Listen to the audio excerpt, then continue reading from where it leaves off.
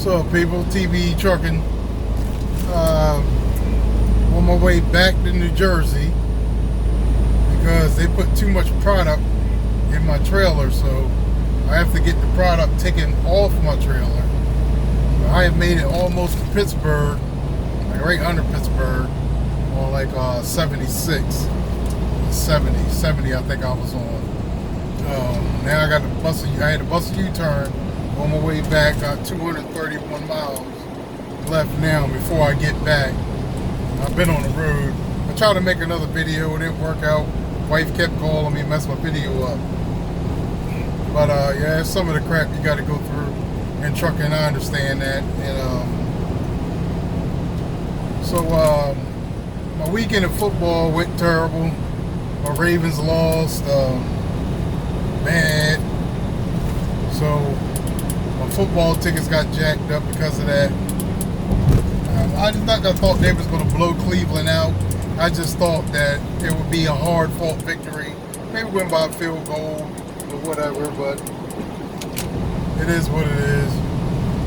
But I've been looking at trucker YouTube videos all morning. Man, a lot of you guys are negative. You guys are so negative. There's very few of you are like, hey man, listen to me. You got to have this amount of money if you're going to be an owner-operator. Some of you are like, yeah, you got to do this. Some of you are really trying to teach. And some of you are just, oh, the fucking worst. I don't even know why you're on. You're on here to brag about, mostly about what you're doing, and no one else can do it. Everybody's losing their trucks. Why would you want to get into trucking? Nigga, I want to get into trucking for the same fucking reason you're in fucking trucking. To make a living. To provide for my family. Yes, there's a lot of stupid people out there that make 3 or 4 grand a week and spend 3 or 4 grand a week. I understand that. And you can't do that if you're going to run a business. So I'm getting my 2 years experience under my belt. I'm almost done with me having 2 years in the game. And I'm learning my freight. I'm learning my lanes. I'm learning where the freight is in those lanes and how to get out of certain states. In certain states, I would have to deadhead in if I get stuck in those states. Like Arizona, New Mexico, shit-ass states. But, yeah, man, a lot of you guys are just over negative. And I'm going to start doing reviews. Is what I'm getting ready to start doing. I'm going to start doing reviews on all the truckers that I followed over the past 2 years. Before I got my CD, who motivated me to get into trucking, other than my 4-year-old son, who was really my motivation, because his love and obsession for trucks. I always bullshitted around. Once I got my license, I got off probation, I got my license. I kept bullshitting around with getting my CDL to drive dump trucks. I was always going to drive dump trucks. I had to be home every day. I never ever thought about my wife would allow me to be on the road like this making money. I mean, it hasn't been easy on our relationship, but we're also older now, so we're not at an immature state where, you know what I mean, where it's just not an immature relationship. We're in a very healthy, older relationship. Still have a trust issue, all women do. It is what it is. You even find yourself getting a little bit more insecure because you're on the road all the time, but like I said, we're an older couple. We're not in our 20s and early 30s and teenagers, so we understand what this is about, what I'm trying to do, what I'm trying to achieve, and what it is that I'm trying to get out of trucking. But I hear guys talking about you got to have a 10-year plan, 5-year plan to get out of trucking. You don't want to do this. Like, if you don't want to do trucking, why the fuck are you doing it? Like, we're in this to make a living. We're in to do this for a living. If you want to become a boss and fucking have a fleet of fucking trucks and sit back and kick your feet up, well, congratulations, bro, to go do that. Not everybody's in it for that. Not everybody's in it for that. And some of you talking that shit, you're going to be right back into trucking anyway, so nobody wants to hear that. So, this industry is good, but it's never that damn good where you don't ever have to do it again. Even if you have to run local or whatever, you're going to end up back in the truck if that's what you do for a living. That's like me when I used to work construction. I told you I was a pipe fitter plumber by trade. Fuck, I look like saying that, oh yeah, I'm going to do some pipe fitting for 10 years, and I'm done with pipe fitting. And no, I had to find another trade. I had to get something else. I had to do something else. I ended up in trucking. So I don't know what reality some of y'all are living in, but you talk dumb shit sometimes on here, and that's why a lot of people don't listen to you, because some of you float back and forth between being positive and being negative, and guys turn your videos off. They're like, man, fuck this dude. Like my first review, I'll probably be on the first guy that I follow on YouTube, would be Trucker Brown. I'm gonna do a Trucker Brown review, what I think about Trucker Brown, what I think about his videos, his content, from the beginning to where it is now. I'm not a Trucker Brown hater, so I don't want nobody to think of that I'm a Trucker Brown hater, because I'm not. He's one of the reasons I got into trucking.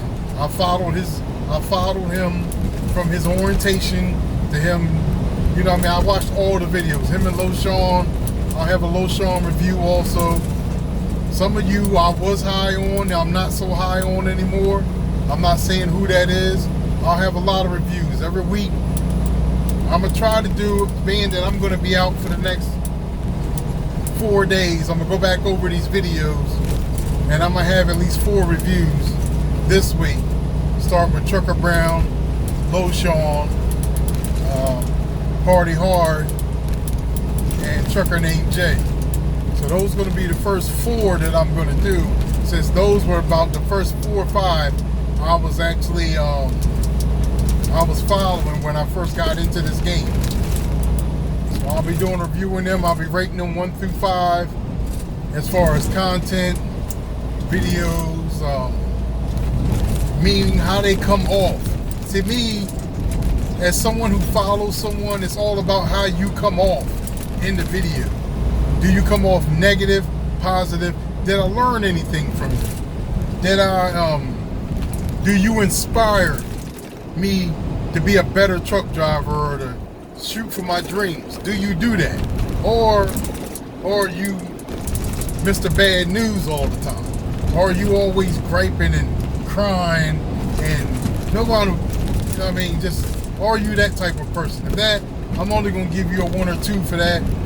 You know what I mean? I'm going to be grading you on 3 different levels I feel that other drivers look for when it comes to videos. My man Logistics, can't remember his last numbers on Logistics, he seems pretty positive. Always positive, always learning. You can learn from that brother. Your owner-operator, you can learn from him. You can learn from him as a company driver also, but he's more on the owner-operator side.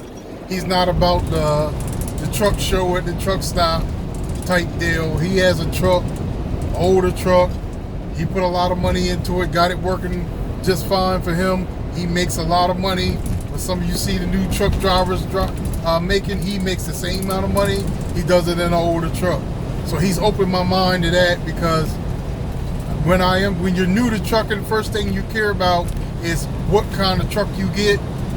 Second thing you care about is what the truck looks like. So I don't want to hear nobody say they don't care about what the truck looks like or none of that. Yes, you do. You do care about what the truck looks like. And once you start listening to more truck drivers, real truck drivers, explain to you that you're not here for a truck show. That's later in life. Once you get another truck, you get advanced in trucking, you can buy a truck, throw some money in it, and go on and have your truck show contest, whatever. The thing is the truck efficient? Does it work good? Does it make money? So those are the 3 things that you need to be worried about and not worried about. So that's things that I've learned by watching that brother's video. So next week will be my review on those type of truckers, the ones I've only been following for maybe a year after I got into trucking. But first, I'm going to cover Trucker Brown, LoSean, Trucker Named Jay, and Party Hard. Those were the 4 I was following when I first got into trucking. They're the ones I don't know why, but we'll see what I thought about them at the time and what I think about them now. Not that they care, I don't know, but You know what I mean? Who cares? You know what I mean? It's nothing personal. They need to know what truckers think about them and think about their videos. Some of you are going to agree with me. Some of you are going to disagree with me. And some of you are going to be like, yeah, I didn't think about it that way when I was looking at his videos.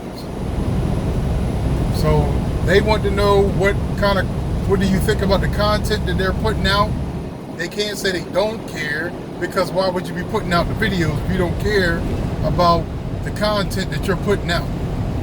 You know what I mean? So I'm going to go over all of that and what I personally think about each one of them and the videos that they put out. I got a couple other brothers I've been following also since the beginning. I had a couple of white truckers on here. A lot of them I followed. SoCal, I follow SoCal. A couple other people, but some of you guys are a piece of work, man. I really don't trust you with my time or information, because it's not from a sincere place, and you only mean it for your own people. And that you come across like that in some of your videos.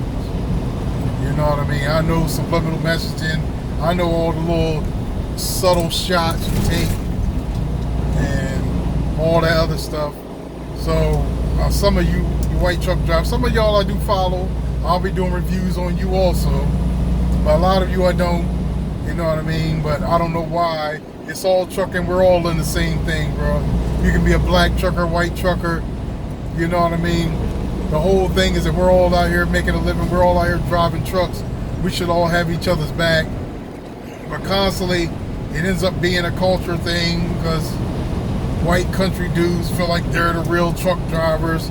Motherfucker, my trucking goes in my family back to my grandfather and my father, man. Like, everybody drove trucks in my family besides me. Now I'm driving trucks. More likely my son will drive trucks, because he's obsessed with trucks. So trucking runs in my family too, bro. You know what I mean? Trucking runs in a lot of people's family. Trucking's been around for a long, long time. And it ain't just one race of people who make it or who thrive in trucking. A lot of people have thrived in trucking. A lot of people took care of their families thriving in trucking. I grew up around truck drivers, not really understanding what they did for a living, but knowing that my friends' dads were never around, but they always had nice shit. And I was like, oh, how come you got all these toys and got all this stuff? Man, I ain't got that kind of stuff. That's because their dad was driving trucks, making a good living. Had his own truck.